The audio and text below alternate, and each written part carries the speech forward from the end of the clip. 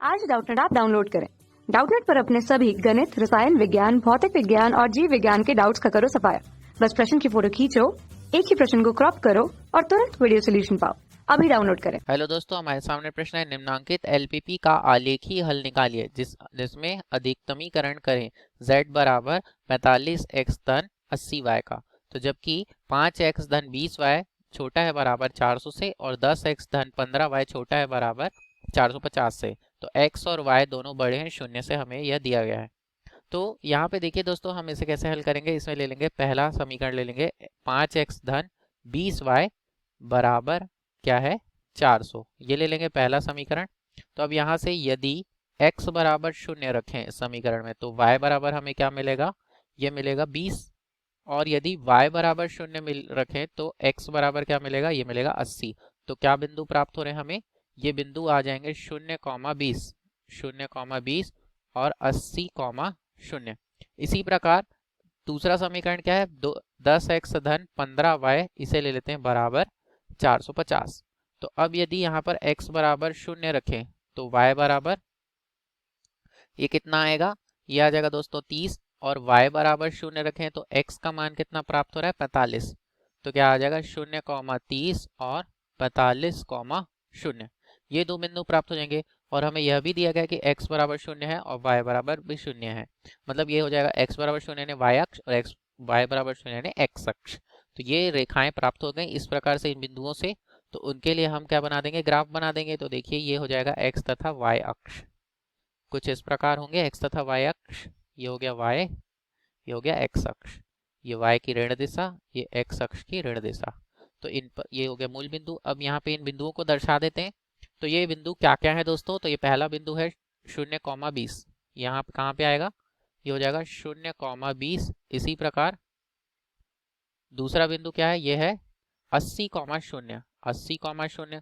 इसी प्रकार अगला बिंदु है 0,30, 0,30 और ये 45,0। तो इन बिंदुओं से होकर जाने वाली रेखा, तो पहला रेखा किससे जा रहा है 0,20 और 80,0 से, तो इनसे होकर जाने वाली रेखा।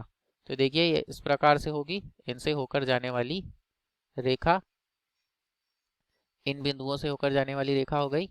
अब दूसरी जो रेखा है, ये दूसरी रेखा कहाँ से जाती है 45 और 30 से। तो ये हो गया x अक्ष में 45, y अक्ष में 30, ये हो गया। तो ये बिंदु, इन दो रेखाएं हो गई। तो ये हो गया हमारा पहली रेखा, ये हो गई दूसरी रेखा, और ये एक दूसरे को किसी एक बिंदु पर काटते हैं। तो हमें अब इनका क्या निकालना है, हमें यह निकालना पड़ेगा कि इनका हल क्षेत्र क्या होगा। तो हल क्षेत्र के लिए हम पहले समीकरण में यहाँ पे 0,0 रख दें x और y के जगह पे।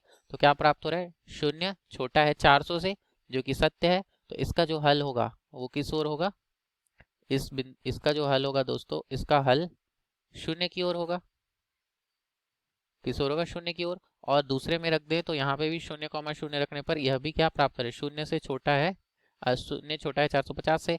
तो इस दूसरी रेखा का हल भी किस ओर होगा, 0 की ओर होगा, नीचे की ओर। तो अब और तथा x अक्ष तथा y अक्ष पर हमें क्या प्राप्त हो रहा है, x का और y का मान 0 से बड़ा है। तो ये हो जाएगा y अक्ष के दाईं ओर इसका हल क्षेत्र, और x अक्ष के लिए ऊपर की ओर। तो देखिए दोस्तों, यहाँ से उभयनिष्ठ इन हल क्षेत्र के लिए हमें कौन कौन से बिंदु प्राप्त हो रहे हैं। तो ये हो जाएगा पहला बिंदु a 0,20, दूसरा बिंदु b इनका कटान बिंदु रेखाओं का, तीसरा बिंदु c 45, क्या है 0 है, ये 45,0 है। और उसके बाद क्या दिया गया है हमें, उसके बाद दिया गया है ये मूल बिंदु, ये हो जाएगा। अब इन चारों बिंदुओं से हमें हल प्राप्त होगा। तो हमारा हल क्षेत्र कौन सा हो गया, ये उभयनिष्ठ क्षेत्र, ये चारों बिंदुओं के बीच का क्षेत्र। तो ये हो गया हल क्षेत्र। तो बिंदु बी निकाल लेते हैं। तो बिंदु बी के लिए हम क्या करेंगे, समीकरण एक में 2 का गुणा करके समीकरण 2 को घटाएंगे, क्योंकि इसमें से x विलोपित हो जाएगा। तो समीकरण 1 में 2 का गुणा करके समीकरण 2 को घटाने पर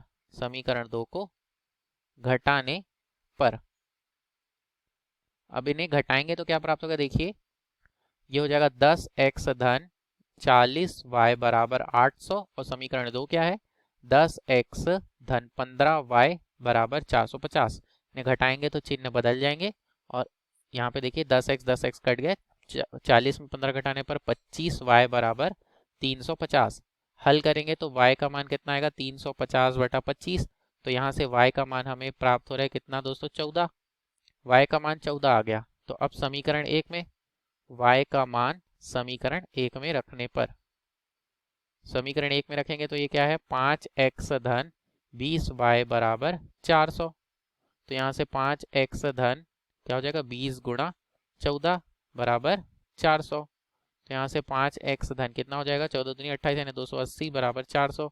तो यहाँ से 5x बराबर कितना आ गया 400 ऋण 280। तो कितना प्राप्त हुआ, ये हो गया 5x बराबर 120। तो हल करेंगे x बराबर कितना आएगा 120/5, 5 से एक बार में 5 दूनी 10, 5 चौक 20। तो x का मान आ गया 24। तो कटान बिंदु क्या हो जाएंगे 24 और 14। तो ये कटान बिंदु B क्या प्राप्त हो रहा है 24 और 14 ये हो जाएगा। तो अब इनका मान रख देते हैं हम।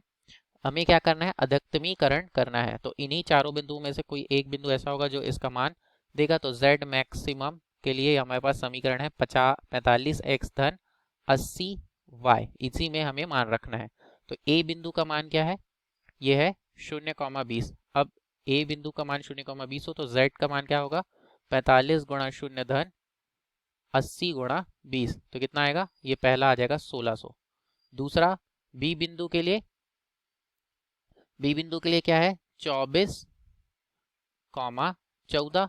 तो इन्हें हल करते हैं तो z का मान कितना आ रहा है 45 गुणा 24, 45 गुणा 24 धन 14 गुणा 80 गुणा 14 बराबर, हल करने पे कितना आएगा। तो यहाँ से मान क्या आ गया, ये आ गया 2200, 2200।